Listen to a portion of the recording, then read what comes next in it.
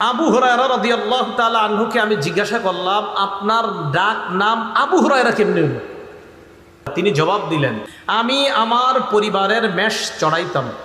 আমার ছোট্ট একটা বিড়াল ছানা ছিল, ছোট্ট একটা বিড়ালের বাচ্চা ছিল। কুনতু আদউহা বিল্লাইলি ফি শাজারা, রাতের বেলা এই বিড়ালের বাচ্চাটা একটা গাছের মধ্যে রেখে দিতাম।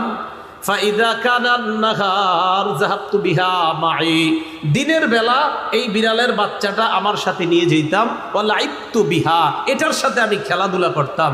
ফাকান্নাউনি আবা হুরায়রা, জনগণ আমার নাম দিয়ে দিল বিড়ালের পিতা, ছোট বিড়ালের পিতা। ওই যে খালি বিড়ালের বাচ্চা পালি, তাই জনগণ আমারে বলতে লাগলো আবু হুরায়রা মানে বিড়ালের পিতা, আবু হুরায়রা ছোট বিড়ালের পিতা।